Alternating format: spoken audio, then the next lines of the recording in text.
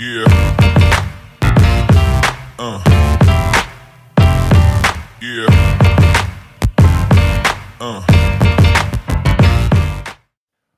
Welcome back to the Dynasty Gambit. I am your host, Jay, and as always, you can find me at Fantasy Jay on Twitter. I am joined tonight once again by my faithful co-host, Bryan at Vandegrad92 and Steven at Target Shares over there on Twitter.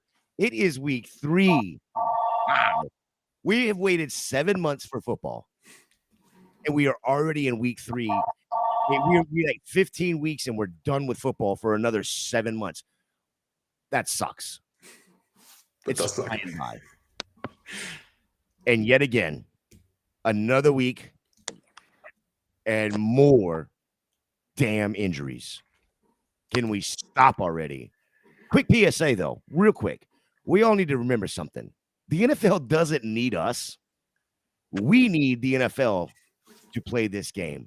I'm seeing way too many tweets of people tweeting at players for their bad performances or whatnot. Just stop. It's ridiculous. Stop doing it. Stop. But with that said, guys, how we doing? Steven, how you doing tonight, sir?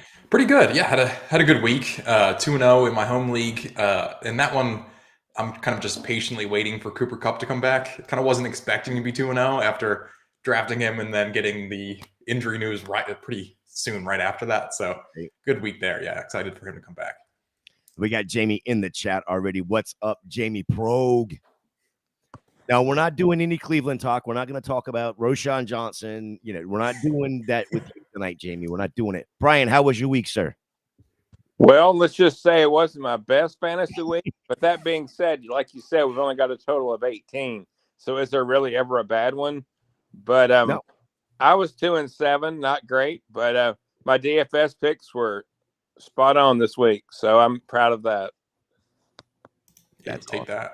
Yeah, take the DFS. I mean, that's you get not saying you get more money from it, but you get the faster return. Well, so that's the purpose.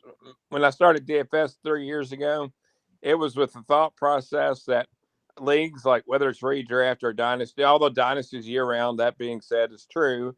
Redraft, a lot of times you pick a team, and by week 10, week 12, whatever, your team's out of the run. So I picked up DFS to have something to carry me through the end of the regular season at least. And so it's not. At redraft? Are you that bad at redraft? I'm pretty good. I mean, but that being said, I mean, there are years where maybe you do have Nick Chubb, or maybe you have Nick Chubb and another guy that you really need. So you never can tell. Well, it is Thursday night, so we'll get to the game here in just a minute. But, I asked this question last week, and I want to continue to ask this question just because with the injuries, going on and on and on just repeatedly, the waiver wire seems to be like a popping place to hang out. Well, that's almost like the water cooler at work. You say, we'll just go over to the waiver wire and hang out and talk football. Steven, who was your biggest waiver wire ad this week? Yeah, I'm kind of hoping maybe next week I have more of an exciting story that I'm able to actually win one of these like hot waiver wire commodities. I think my biggest one in the home league that I'm in was Sam Laporta for 3% of my budget. So I have Njoku as my starting tight end, and the benches are really small. So I cut Njoku, signed Laporta. I really liked Njoku coming into the season. Brown's offense has been pretty bad. Watson's looked pretty bad. There was just all that buzz that Njoku was going to get. Jet sweeps. He was going to get all the targets. He was the best player in camp, and he has 7 targets through 2 weeks. Laporta has 11. I like the Lions offense just better than Cleveland right now anyway. So kind of hoping for that stability at tight end. Bryan? I'm going to be honest with you. My waiver wire week is more like Stevens as opposed to Gators. To me, before Monday night and the Chubb injury and Jerome Ford becoming a big waiver wire commodity, I didn't think it was a great week for the waiver wire. But I was one of those guys that finished runner-up on the Jerome Ford front. But that being said, in one league that I'm in, somebody dropped A.J. Dillon on the first night of waivers, and I picked him up on the second because I'm also the Aaron Jones owner in that league. So I picked him up for 8% of my salary. But other than that, it was really kind of a calm week. So, like Gator said, I might not be that good at redraft, but it doesn't sound like if he had a busy week on the waiver wire, he was that good at drafting. So, No. I tried a couple dart throws on the waiver wire this week. Didn't get anything that of note. I'm also that guy that I kind of wait the waiver wire out because most of the leagues I play in are fab, right? And so I'll sit here and I'll watch people throw 75-80% of their fab, in the first 3 weeks, on the Puka Nakua, which you can't blame them. Yes, Jamie, but here's the problem. Jamie, Stevens knew he would be reprimanded after this show. That was my big transaction in my home league. Just happened to be a Browns player. Yeah, so I mean, I try to hold on to the fab to a little bit later on in the year. I think it gains value, whether it's tradable value or being able to spend one more dollar than what the other guy that actually needs somebody would actually spend on them. Let's get this couple quick questions here in the chat here. Jamie's got one. He says, should I start Waller tonight or Hunter Henry or Troutman? Steve, what do you think? I would say definitely not Troutman. I'm on the phone. Sort of torn between Waller and Henry. I guess I would say Waller. Slight concerns for me with Fred Warner. I guess I would talk about that with the parlay later in the show. I mean, he's been pretty great, but I do think the Giants will have to have a lot of pass attempts tonight. I think they're going to be down. It seems like the money is pretty heavily on the Niners. Obviously, Waller's their biggest target, so you could get some good luck there. But Hunter Henry's actually been pretty good. I mean, he's had pretty consistent targets. He's scored in each week. I think I'd go Waller, but I wouldn't hate you if you picked Hunter Henry too. Different take on this, Bryan, or you with Steven on this one? No. So the question is Waller versus Henry. I'm going Waller. Somebody's got to score a touchdown tonight. As we'll get into here in a little bit, I don't see many other Giant options. So Eric Gray, I'm okay with Waller. Eric Gray. No, okay, nobody. What's going on there, Kyle? I see you in the chat. He says he wishes they would have cut the Packers would have cut AJ Dillon before his poor vision injured Jenkins. Yeah, man, I get it. I know it's hurtful. Speaking of injuries, Bryan, break down the injury report for us tonight that you know of. Oh, for tonight, it's pretty straightforward. Saquon's out 3 weeks, so he's definitely out tonight. Trying to think. Wan'Dale Robinson is back this week after missing the first two weeks of the season. And then I have not heard. Have y'all heard about Ayuk one way or the other yet? Ayuk is trending to be out. So in Yahoo, he was officially out, at least on Yahoo. So I didn't actually see a tweet or anything that said he was officially out, but Yahoo seems to think he is. Yeah, I saw a tweet a little while ago from Ian Rappaport that he is trending to be out. Yeah. They don't expect him to play. Other key injuries for this weekend, real quick. Deontay Johnson, IR, minimum of 4 weeks. Bryce Young, ankle to miss week 3. Andy Dalton's season. Austin Eckler missed practice both Wednesday and Thursday after missing week 2 with Jalen Waddle concussion protocol. Joe Burrow calf aggravation is questionable for Monday night. I did see this one here, Anthony Richardson concussion protocol, but I did see that he practiced today. Oh, did he? I missed that. I didn't know if he practiced today or didn't. I could be wrong, but I thought I saw where he practiced today, or maybe it was Waddle that practiced today. One of the concussions practiced today. Waddle did not practice. So. Waddle did not. Okay, Nick Chubb is season is over. Not going to get into that too much tonight. That was a gruesome injury. Odell Beckham ankle, he missed practice both Wednesday and Thursday. David Montgomery, his thigh injury. He says he's day-to-day. The team says it's 3 to 4 weeks. We shall see. Logan Thomas, concussion. Justice Hill with a turf toe. Jamal Williams, hamstring, out for some time. Tony Jones Jr., Kendre Miller. Kendre Miller was the one I know I saw. He did have a full practice today, so he's probably going to be in that backfield. come Sunday. Big trade, big trade we had this past week. Cam Akers. Nobody. Nope. I think it depends what you mean by big, because they got him for free. So and it gets even better if he doesn't rush for 500 yards, if I'm not mistaken. But go ahead. What were you going to say about Cam Akers to Minnesota? I'll just personally say that it says more about Alexander Madison than it does about Cam Akers, is the way I feel. I think I would say Ty Chandler too. If you were really excited about Ty Chandler, I don't think they'd go out and trade for Cam Akers as well. True. Yep. Kyle, right here. This is the trade I was telling you guys about right before the show started. Kyle and I are in a league. Kyle kicked my hind in last week, and respectfully said thank you for the win.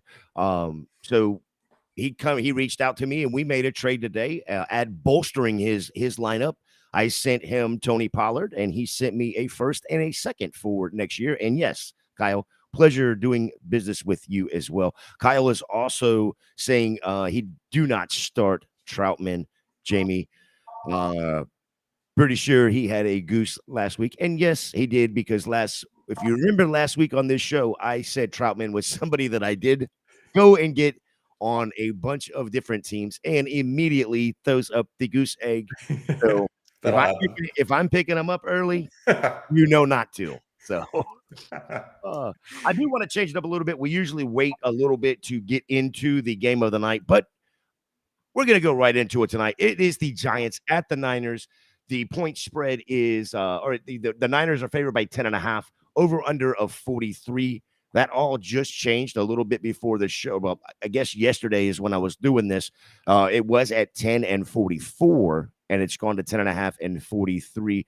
Bryan, you just talked about Saquon being out, Wan'Dale being in, and Ayuk is a questionable, or now it looks like he's going to be out. So we'll move right to the news and notes. Steven, I know you got some good news and notes for us here on this one.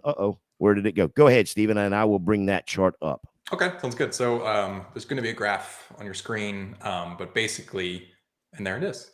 So what you're looking at, it's the average air yards per pass attempt by team. And these are the top half of the league, the top 16 teams. And so I thought this was interesting for tonight. Both the Niners and the Giants are actually on the chart. I think the Giants are probably the more surprise team. They kind of just squeak in at 16th. And about half of their air yards came in just the second half of the last game, because they were down 60-0 and they decided, okay, we should probably start trying to pass the ball down the field and score some points. So I am kind of curious to see what Giants team we get tonight, what their strategy is. Would love to see that continue. Daniel Jones was actually particularly good on play action passes as well. I think a lot of those air yards came obviously in the second half of the last game, and on play action, they got Jalen Hyatt involved, a player that I really like coming out of Tennessee. So just kind of curious what Giants team we get. They're probably going to be down. I'm hoping for some deep Daniel Jones pass attempts. It's not a great defense to try that on, but I think they're going to have to. Yeah. I mean, outside of Darren Waller, the pass offense has been questionable, I guess, at best. But I do like what Hyatt is done so far. I mean, considering he's only gotten, last week he was only 21% snap share. Yeah, he had 12 routes. So yes. He was targeted twice and he caught both of them for 89 yards. Yeah.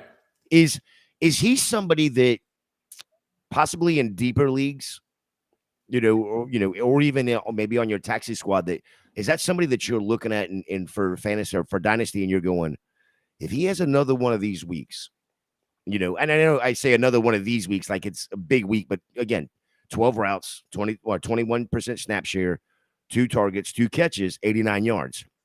I mean, still almost 12 points in fantasy, right? And absolutely, wasn't even on the field hardly. Yeah. When he's on the field, he's effective. Can he be somebody that you're sitting there looking at your taxi squad going, if he has another one of these, I may be having to move him up to my bench and possibly into a flex position? I think, like you said, you just have to hope that route rate goes up, because he's not really playable if he's only going to have 12 routes in a game. You would hope he's on that like Rashid Shaheed career arc where he's super efficient on a really small amount of snaps, really small amount of routes, and then eventually decide, oh, we should probably play this guy more often. He's obviously a rookie, quite young, and limited in college. That was a part of the reason he dropped from a first rounder to a third rounder too, was the Tennessee offense was like a little odd. He just had free releases, kind of just ran go routes. Can you see that development in his routes and obviously in it just an increase in routes too? Yeah. Bryan, outside of outside of Darren Waller, are you interested in any of these Giants pass catchers in fantasy? Not really. I think it's hard to trust any of them tonight. I'm pretty sure it's going to be a one-sided game. I think if you had to start Daniel Jones in a Superflex league, you wouldn't be happy about it. But I mean, it's hard, especially 12-team, 14-team leagues. It's hard to have more than 2 quarterbacks on your team unless you kind of shifted elsewhere, away from other positions. So not really on the pass catchers. Okay, well, is there anybody in that backfield that you're grabbing? I mean, are you playing Matt Breida tonight, or are you playing Eric Gray tonight? I mean, I don't mind Matt Breida as like, it kind of depends on how deep your league is. If you got 3 or 4 flexes, like a lot of the leagues seem to have 3 or 4 flexes, 2 running backs, that kind of league. Yeah, I could start him as a flex, but definitely for Thursday nights only, you put him in the running back position, right? Yeah, and so what I'm taking away from what you were saying right there, and even what Steven's saying is, if you have to, you're playing Daniel Jones and Darren Waller, and that's it. That's all you'd be happy with, that's for sure. But if you had, maybe you are the Nick Chubb owner, or maybe you're somebody else that's going to be out this week. Maybe in an absolute pinch, I could start Breida. I wouldn't like it, but I might have to. I think he had 7 receptions in the last game that Saquon was out. I think he's maybe a low ceiling flex type play in a PPR league. Yeah. I would say at least half point. If you're standard, then I'm even less interested, I think. Oh, I totally agree. Because I mean, I don't know. We'll get into my final score later, but I don't see the Giants scoring 2 touchdowns. There was one of the parlay picks, Daniel Jones over or under a touchdown and a half. I'd be slamming that all day long with the under. So, yeah, I can see the Giants scoring 2 touchdowns, but both of them are going to be, one of them would be to Darren Waller, the other would be probably to Darren Waller or Daniel Jones rushing. Yeah, that would be that would be the 2 players that you want to play, unless there's a fluke play all around. The only other name I would bring up, and I'm not super confident in it, is Darius Slayton. So the underdog pick I think it was 33.5 yards. He is a full-time player, and if the game script is they're going to pass a ton, it seems possible if he's out there for every route that he could get 34 yards. I don't want to play him really in fantasy, but in terms of making a bet, I don't hate over 34 yards. No, that's more than fair. Yeah, Kyle jumping in. 49ers are surprisingly, considering the reputation of the Shanahan offense and all the Purdy haters. Yeah, it's Ayuk who is out tonight, obviously, but yeah, a lot of deep passes to Ayuk. And also, like, the Eagles are a bit of a surprise too. As an Eagles fan watching the games, it doesn't seem like they're passing the ball down the field that often. They're just not passing the ball that much. And on their actual pass attempts, they're going reasonably far down the field. So, I mean, I'm not saying New England is world beaters at defense, but I mean, they're not horrible. They are an NFL team, right? And then, of course, they played Minnesota, which, I mean, they see Jefferson and Addison in practice every single day. They're not horrible themselves. I mean, their front line giving up the rushing or whatever, but they're not horrible. And okay, AJ Brown hasn't had his spike week yet for the Eagles, and I think that's about to change after the stern discussion that AJ Brown was having with his head coach this past week on the sideline. Yeah, And that's going to be somebody to watch out for. I think they got to move all this week. And I'm a huge Devontae Smith manager. You know, I got him in a bunch of leagues. And I'm going to hate it this week when I have to play him, knowing that his Smith's projection is somewhere around that 15-point area, and they're probably not going. You might get to 10 because AJ Brown is about to have a game. You have to play Devontae Smith though. He's too but good. But it's still going to be. It's still going to be. I'm not looking forward to seeing what the score is going to be. With AJ Brown is just going to have a game in my opinion. All right, so this, we talked a lot about this last year with these Thursday night games and how rough, especially when they were on Prime. You know, we actually started off that this week or this year, even though it was on Peacock, and then the Prime game last week was actually a pretty good game. It was, you hit the over, which was a reason I said it was going to go under because it was on Prime. However, we're on Prime. This one just feels like it's going to be that Thursday night Prime game from last year.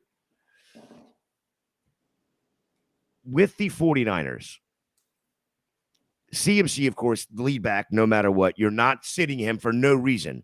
But is there a world where you see CMC not play the whole game because they're up by so much or whatever the case is? Because they haven't given CMC much of a break throughout the first two games.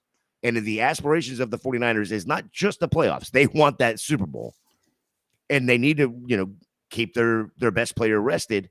With it being a short week, is there a reason to play either Elijah Mitchell or Jordan Mason? Steven. I wouldn't feel comfortable playing them. I think that does seem the most likely scenario is that they're going to sit CMC for a little bit and get Elijah Mitchell more involved. It's something that they've said actually pretty much every week so far, and they haven't done it. You would hope that this would be the week where they actually be able to. So I think the line was 29.5 rushing yards for Elijah Mitchell. I don't hate that. And then it was like 115.5 yards for McCaffrey. It's tough betting against great players like CMC, but you could take the under and just hope he doesn't play the full game. I will say the Giants are particularly bad at giving up big run plays, just big plays in general. And CMC is great. So slightly scary there. But if those were the numbers that you saw, I'm looking at DraftKings. I'm not sure what site you were looking at, but if those were the numbers you saw, Christian McCaffrey's been bet down to 80.5. So it was rushing and receiving. Rushing and total. Okay. I'm not sure what it is on DraftKings. 90, 100. Yeah, it'd be about 110, 120, somewhere in that range. Yeah. Rushing, receiving. And that's what I saw on Underdog, at least. Okay. And then for Elijah Mitchell, rushing only is about 31.5. So that got actually bet up a little bit. It was 29.5 when I saw it. Okay. Anything to add to that, Bryan? Yeah, I mean, in my league of record, I drafted wide receiver early and often, and my running back, I kind of go superhero at the running back position. So my second running back's used as a flex. And in that particular case, if you get 12 to 15 carries, then I don't mind using you as my second running back. So in a scenario like that, I could see Mitchell getting upwards of 12 carries this week, or at least 12 total touches. So, I mean, I could see him in the flex world.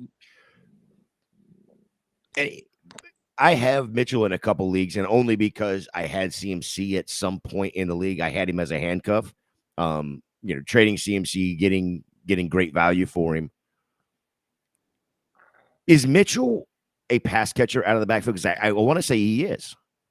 I don't think he's a liability there. I think he can. He's not CMC, but yeah, I think he can. I mean, there's not very many people. No one is. Yeah. To be quite honest. But all right, let me get into the Cover Zero IDP Player of the Night coming from our very own. Who does this for us now? Bryan, do you know who does this for us? I'm going to let you tell us. Jerry Wilkie from the Cover Zero pod that will be released tomorrow night. His player tonight is Drake Jackson, edge rusher from the 49ers, playing opposite of Nick Bosa. Should be a dream day for him. We saw Drake Jackson bring it in week 1. He was able to sack Kenny Pickett not once, not twice, but 3 times, while also adding 2 tackles for a loss. This week, the 49ers front 4, they're going to face this turnstile offensive line, as he calls it, with more injuries this week too. Yeah, It's worse than it was. Yep. And to allow Daniel Jones to get sacked 10 times already in the first 2 games. He's expecting, and when I say Jerry is expecting at least 5 sacks tonight on Daniel Jones. You guys agree with that? It seems possible.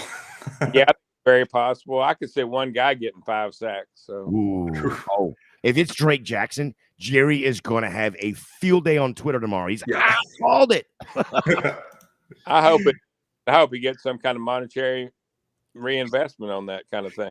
Absolutely. I'm sure he's all over the IDP side of it, betting it up. So that's probably why he's wanting everybody else to go over so he can hit the number, right? Daniel Jones, without his safety check down of Saquon Barkley, and the team lacks all the pass catchers anyway. 49ers didn't eat much for dinner because they're going to feast tonight on the Giants. That's from our boy over there, Cover Zero Pod, coming out tomorrow night.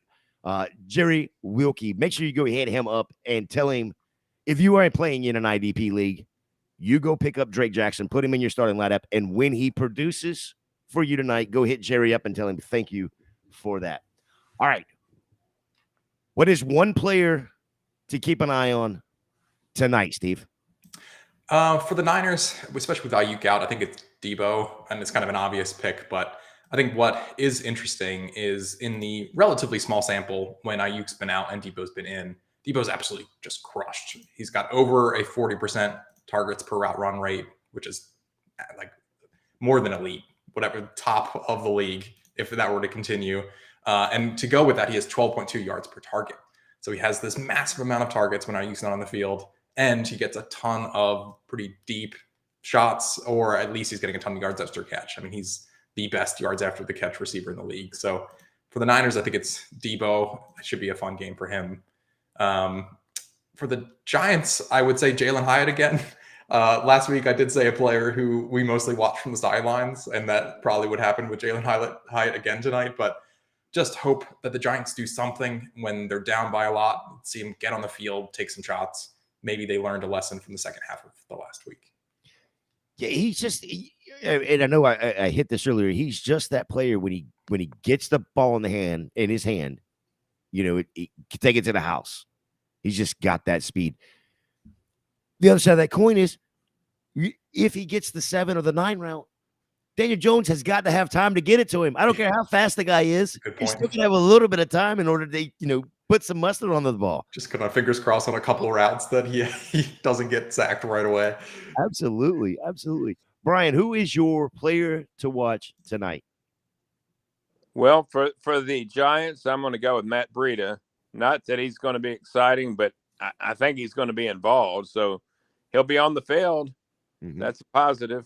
It's like the best we can say about the Giants right now. He'll be out there. They don't have any options, so he'll be out there for sure. And then for the 49ers, I'm going a little bit off color. I mean, your stars, you expect to see them. But I'm going to go with 2 guys, Elijah Mitchell and Juwan Jennings. I think Juwan Jennings could be the player. First of all, we don't know how long they're going to play their starters. And Juwan's not a typical starter.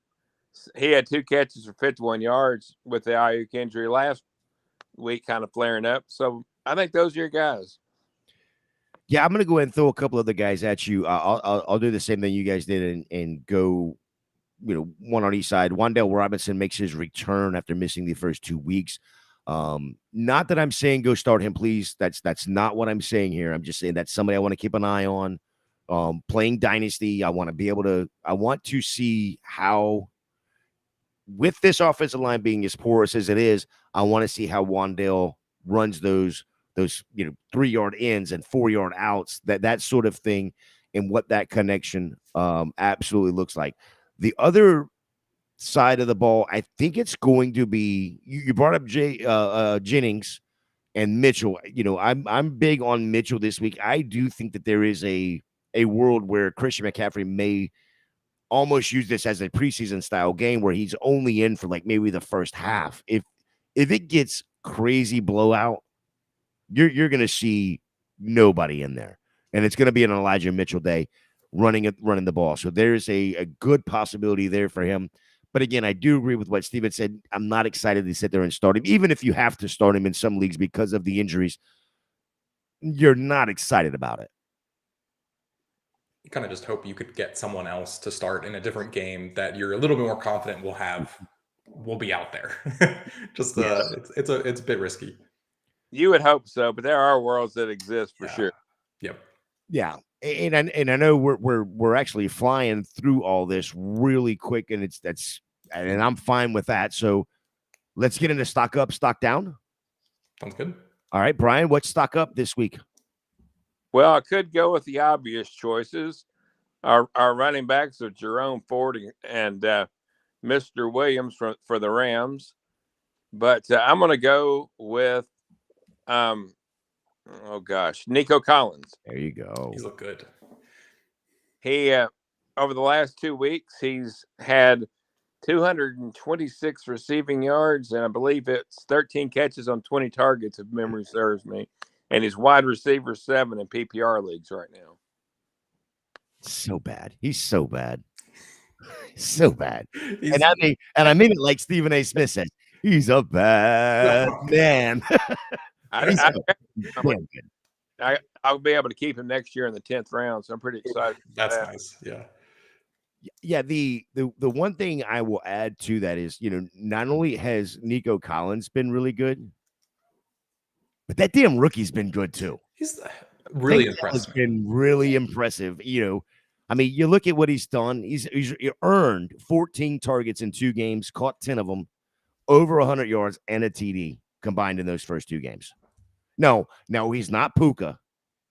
Don't get me wrong. I'm not saying he's Puka, but damn, he's good. He's better than Puka. Come on, man. Well, Puka has damn sure earned his targets as well. So he has, but Nico Collins is. Well, and that's the other side of that coin too. Is Nico Collins is on the field with the other wide receivers. Well, right now Puka is not. Yeah, but I don't think that Puka is going to be off the field when Cooper Kupp comes back either. No. Right? I think Puka is not only earned the targets, but I think they don't play the same position. They don't. And I think he's going to be that Robert Woods style of player. I couldn't agree more. That's exactly what he reminds me of when you're watching him out there. I mean, he's more better like than Robert Woods, though, right? I think the current version of Robert Woods. But I will say, not to sidetrack there, Robert Woods has, I think, like 19 targets over 2 games. So you got to give him a little bit of credit. I mean, kind of, medium ceiling player. He's not really, doesn't have the juice, I would say, left. But yeah, Puka, I mean, he's playing like 70% of the time on the outside. He's not playing the same role as Kupp is. I don't think he just immediately comes off the field by any means when Kupp comes back. Yeah, and I think it's going to be one of those, and I know that this has been said multiple times, but I do believe that, unfortunately, it's going to be Van Jefferson that ends up as the odd man out on that when it comes down to it, even on 2 and 3 wide. What was that, Brian? Odd man out. Yeah. All right, Brian. You gave us your stock up. Steven, your stock up this week is? Yeah, I think it's T. Higgins. I don't think anyone was, panicking too much after he goosed you week 1, but it's got to feel pretty good. Other than T. Higgins. Nobody else outside of T. Higgins was his family. Yeah. But yeah, that's got to feel pretty good if you're a T. Higgins manager. 12 targets, 8 catches. I think it was like 89 receiving yards and then the 2 touchdowns. Ooh. And then obviously Joe Burrow, clearly not at full strength. I don't think he was in week 1, and then he re-aggravated the calf in week 2. To still get that performance has to feel pretty good. So yeah, T. Higgins. T. Higgins stock up. Oh, I hate this part of the night. Brian, who's your stock down? Well, for every T. Higgins owner, there's a Jamar Chase owner. And so far, everybody drafted him basically as a wide receiver 2 at the beginning of the year. He has, let me think, It's 10 catches for 70 yards and 0 touchdowns. And I don't know, just, Burrow, like you said, hasn't been right. And he's not expected to be right. If he plays at all, he's not expected to be right Monday. Yeah. I've read somewhere where he's going to have to sit out a week at some point in time. And it may be, I don't know. The worst thing about it being possibly Monday is that you got to make those decisions by tonight and or Sunday as to whether to start another quarterback. And the same thing with both Higgins and Chase is, do you feel comfortable? I believe the backup quarterback is Jake Browning. I think his name's Jake, but last name Browning. Yep. Bengals. I'm not sure I'm that comfortable there. Well, let me ask you this. That is a Sunday night game. And if I'm not mistaken, they do not have to release their outs until roughly an hour or so before the game. So we won't know. But if Burrow is out, and you're sitting there with the question mark in your head of Chase playing the Rams on Monday night, not knowing if Burrow is going to be there, or you have a Darnell Mooney, DK Metcalf. DK Metcalf is going up against Carolina, so that's probably an easy one. Terry McLaurin going against Buffalo. I would feel so dumb not starting Chase. I think I would still start Chase. I think the backup quarterback would just pepper him with targets, I would hope. It kind of depends on the rest of my lineup, to be honest with you. If I'm projected to win and I have a solid lineup around him, I'm the kind of guy that would go conservative and start McLaurin for the basement. So, if it is Jake Browning, is Irv Smith somebody you're interested in looking at? No. Yeah, Irv Smith really disappointed me last week. I don't know if in the few bits that I actually watched of the Bengals game, it just seemed like he had the opportunity to have some pretty decent catches and yards after the catch, and then he just disappointed a ton. So, yeah, I think still a little lower on Irv Smith after that game. Okay. I'm afraid Irv Smith, somebody we've been looking for the last 5 years, and I haven't found the flashlight yet that found it. So. Yeah, exactly. He is on that wall in Washington, America's Most Wanted, and yet even the FBI can't find him. Good Lord. Steven, who is your stock down week 3? Yeah, again, I think it's sort of an obvious one, but it's Madison. I don't think you trade for Cam Akers if you're really excited about Alexander Madison. The coach is familiar with him from his time in Los Angeles. Madison's been really, really bad. He's bottom 6 in rushing yards over expectation. He's bottom 5 in success rate. Not that Akers was good week 1. He was atrocious, but Akers was at least average on a pretty decent sample size last year. So yeah, big concerns for Madison in his inefficiency. And then they just bring in some competition that the coach knows. That's 2 massive red flags. Yeah. My only argument for Madison, I think he's in Dynasty. He is a perfect buy low candidate right now. Yeah. Because of the Akers trade. You brought up great points where, the coach and the offensive coordinator for Minnesota were both in LA with Akers. So they got a great rapport. Yes, maybe he knows some of the system. I still think it's a little too late in the week for him to start this week. But here's the thing with Madison for me. They played Tampa and they played Philly. 2 probably top 8, if not 5 run Ds. Yeah. Right. This week they play the freaking Chargers. Now I'm not, listen, the Chargers don't do anything but give up points. So this week, Alexander Madison has at least to me as a fantasy manager, this is Madison's week to prove that, yes, I do deserve to be on the field. Yeah. And I do deserve to be in your lineup as well. I think this week could be a big week. I think the trade is the pushing point. Like, oh, wait, you got rid of Dalvin Cook for me, and now you're going to bring in Cam Akers? Yeah. So as a dynasty owner, also, Akers is in his final year of his contract, I'm pretty sure. So long term, I mean, I don't know how much this affects Madison. It's more of a short-term thing. So yeah, they gave up absolutely nothing to get him. So it's not like they have to sign him, and they gave up a 6th to 7th round pick swap 3 years from now. So Exactly. And again, if I'm not mistaken, there's also a thing in there where if he doesn't rush for 500 yards, Minnesota gets him for free. Is that right? I didn't see that condition. I don't know if that's true or not, but it's Minnesota got him for free now. Basically free already. Yeah. It kind of reminds me of one of these dynasty trades where you throw in a 2026 4th or whatever. 2026. So Jamie's got a quick question here. Start 2. Donovan Peoples-Jones, Jaden Reed, Dameon Pierce, Khalil Herbert. We'll start with you, Bryan. Can you repeat, please? Yeah, it is starting. You pick 2. DPJ, Jaden Reed, Dameon Pierce, Khalil Herbert. I'm going the last 2. Dameon Pierce and Herbert. Steve, you agree with that? I think I would say I don't disagree with that. I would definitely say not Peoples-Jones. I think I picked Jaden Reed and hope that game has a decent amount of points with the Saints. So I would say Jaden Reed and then probably Pierce and just hope.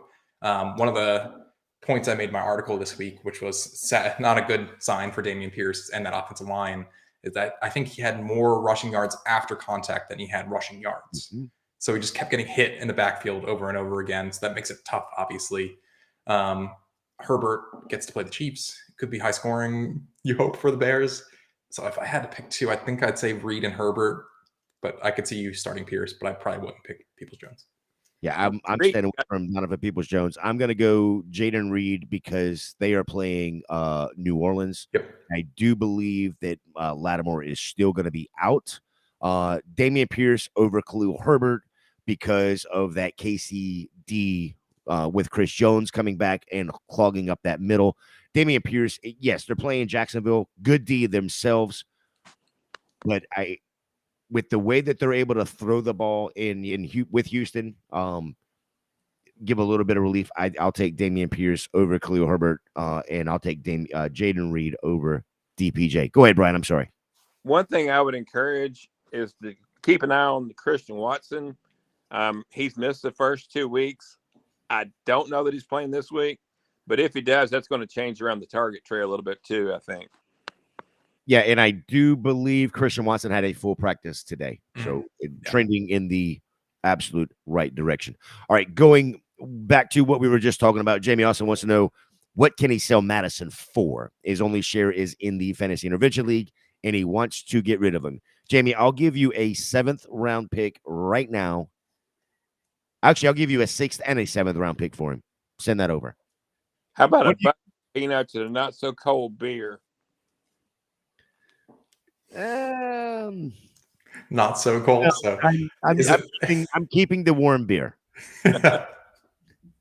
See, I think so. I actually don't mind the strategy of trying to buy Madison low because I could really get him for pretty cheap right now. I think if you're so inclined, you could get him on the cheap.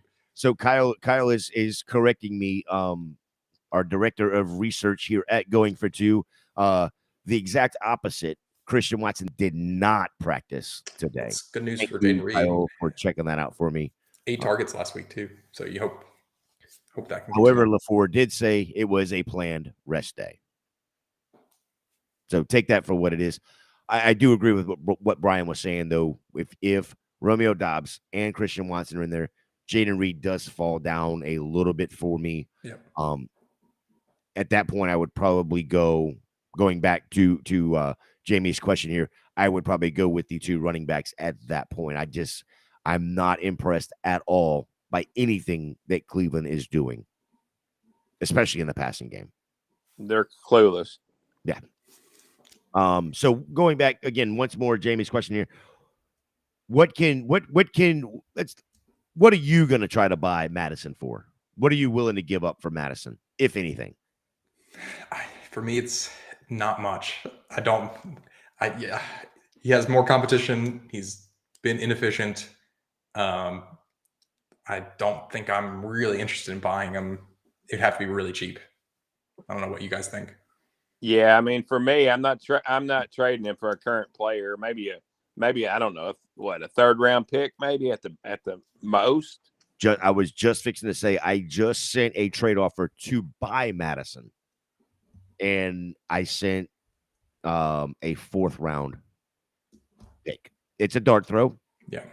But hell, the 4th round pick is a dart throw. That's probably where I would be, somewhere like Bryan, 3rd, 4th rounder, depending on roster construction, or especially the depth of my bench. I'd be willing to give up a 3rd. So if the manager that I sent the offer to comes back and says, "Give me a 3rd," I would probably smash it and be done with it. Put him on my bench. Hope that he breaks out. I mean, it's a dynasty league. He has 2 good weeks. Turn around and flip him again. Yeah, I think his length that he's going to continue playing for. I mean, it's kind of a relatively short-term play too. So if you're in win now mode, maybe it makes a little bit more sense, and you just hope that he plays this season. If you're rebuilding, then it's like just keep the picks, I think. And I think right now that's the assumption, right? We're all assuming that it is going to be Akers' backfield. But if Madison says the hell with it, I know you got rid of Dalvin Cook, you made me the main guy. Yes, I know I played 2 very good defenses. I had 2 bad games. Let me show you what I can do now that Akers is here. I'm not saying that he's better than Akers, by no means.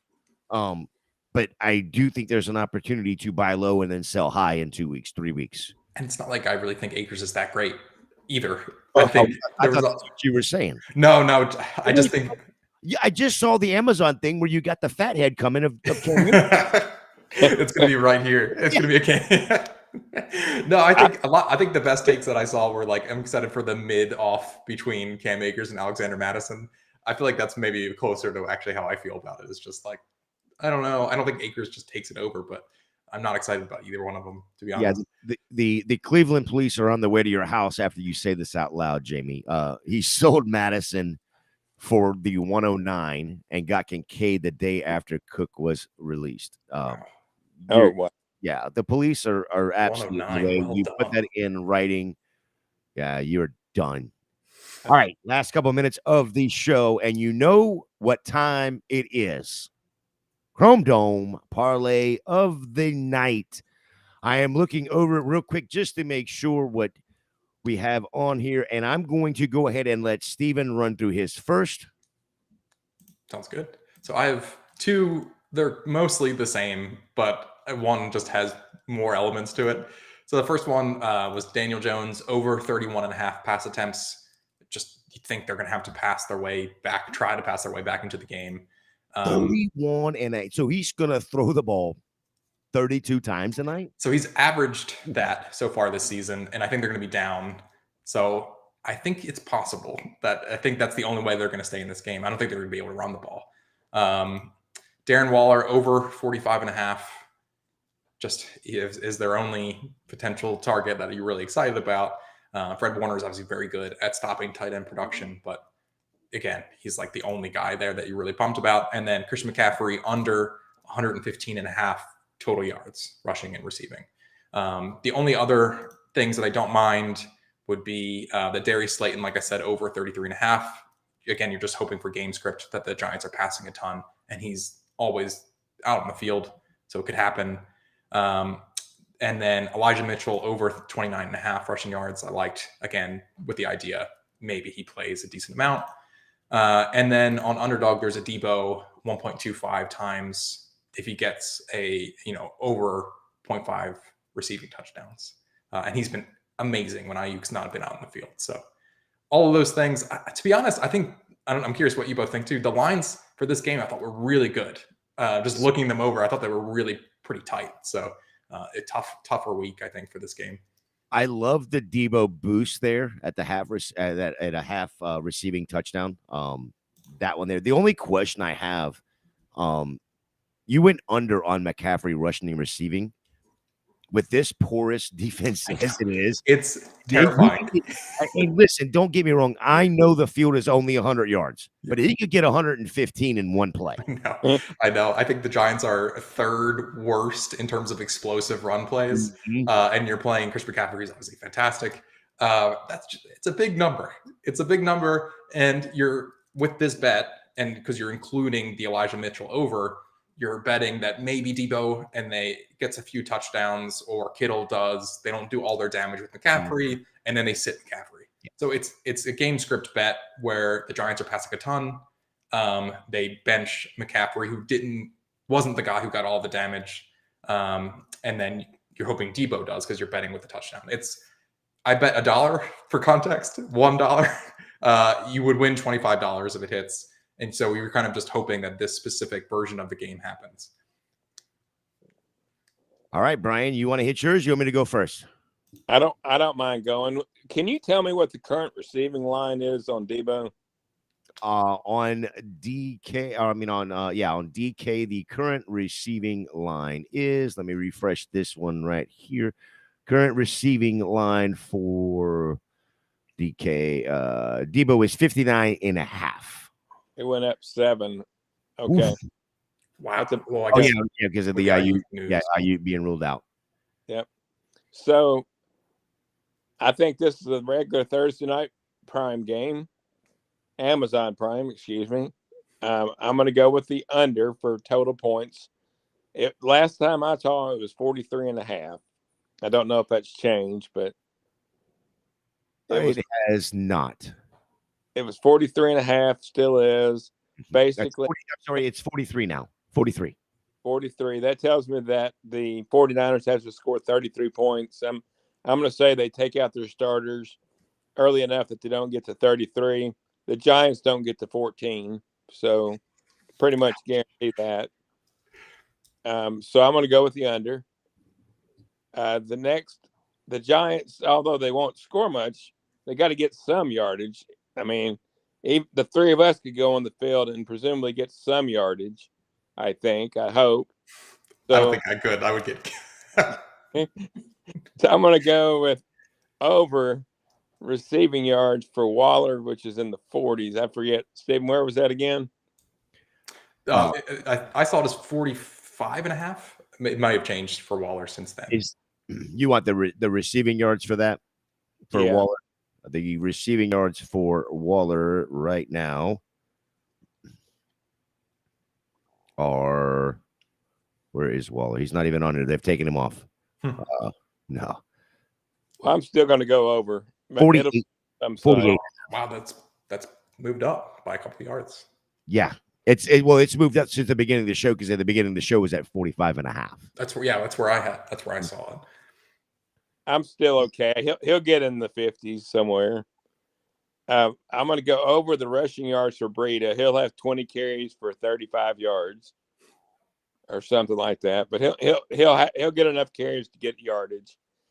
And the one that I'm a little sticky on, but I'm going to go with it, is Debo underneath that 59 receiving yards, just because they'll take out their starters, and Juwan Jennings will be the one over 60. So. Yeah, and don't forget, if you are looking to do some of these props, you can always go over to going Underdog Fantasy. Use the promo code GF2 for a 100% deposit match.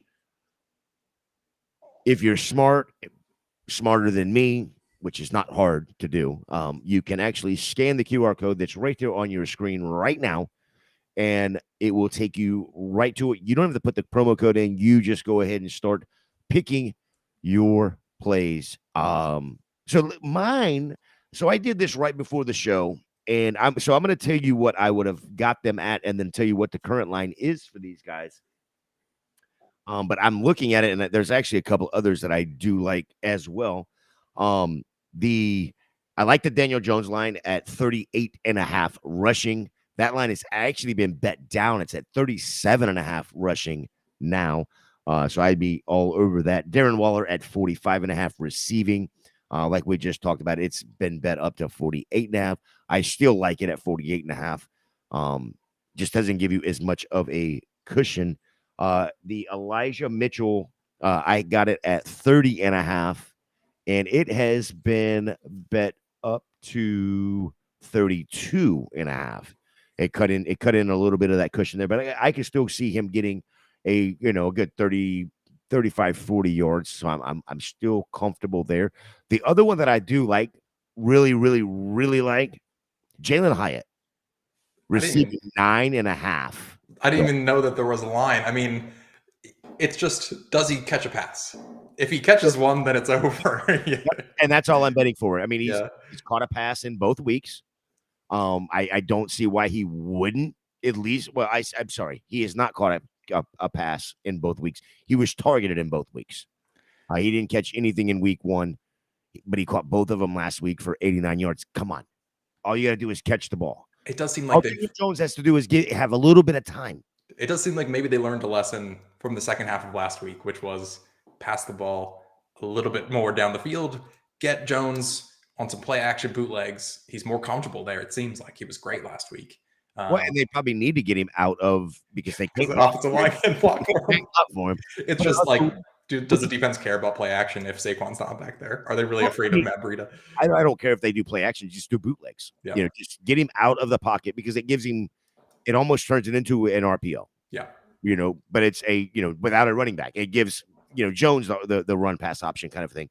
But it also, I think it gives him a little bit more time to kind of scan the field. I think he's a better runner or a better thrower when he's on the run. Yeah. I think he's just used to it. It's what in that offense he's got to be. Good point. He looked more comfortable with that last week in the second half. I mean, but small sample size, but he looked better. My biggest question of the night is how did this Giants team make the playoffs and win a game last year? Well, my Eagles destroyed them when they finally go up against us. But they had Bryan Daboll was a first-year head coach. Maybe I don't know the answer. Do you think he takes? I can't remember. Did he take over play calling again in that game in week 2? I always thought he was a great play caller. I wonder if that continues this week. Real quick, let's look at Jamie's parlay. He put together CMC anytime touchdown, Purdy over 175 passing yards, 49ers over 19.5, Giants over 9.5, under the 50.5 total. 49ers on the money line with a plus 370. I put 50 down to win 235. What do you guys, what piece of this parlay does he lose if he loses this parlay? I mean, I think each individual one is correct. For a second there, I thought it said Giants under 9.5. I was like, oh, that's spicy. Under 9.5. I feel like Bryan would take that from what he said so far. I said it was going to be 10. I would just go over there. Well, that's what Jamie's saying too. Is the only thing he's worried about is that 9.5. Yeah. I guess I would say the parlay that I put in was hoping that Debo does the damage. So I would say maybe CMC doesn't happen to get the touchdown. Not to say that it's unlikely that he scores a touchdown, but I guess that would be the one that maybe. And Debo's just been absolutely killing it when Ayuk's not on the field. So I feel like it's maybe a bigger Debo game. Going back to the last year, how'd they make the playoffs? Giants did beat the Packers. Kyle, sorry about that. And then I'm pretty sure the Giants went 2-0 against the Commanders, the other team that beat the Packers. Why are you giving yourself such a hard time? All right, it's 8:00. We got about 15 to 20 minutes before kickoff. Last PSA of the night. Double check all your lineups. Make sure your Thursday night players are not in your flex spots. Move them into your actual lineups so that you have that flexibility for Sunday and for Monday. Remember, there's 2 games on Monday again this week. Bryan, let the good people know where they can find you and what you got going on out there. Well, you can always find me at Bandygrad92 on X. And then along with going for 2, I work with For Frequency's Sake. I've got a Friday night DFS pod, at least most Friday nights. So you can find me there, but I also help out with the Sunday main show as well. So pretty much all my content will be at Bandygrad92. Steven. Yeah, so I'm on X or Twitter at Target Shares. I write a weekly article that's like the top 10 things you need to know about fantasy football for the upcoming week. It has lots of graphs, like the graph that we show in the last couple of weeks here on the show.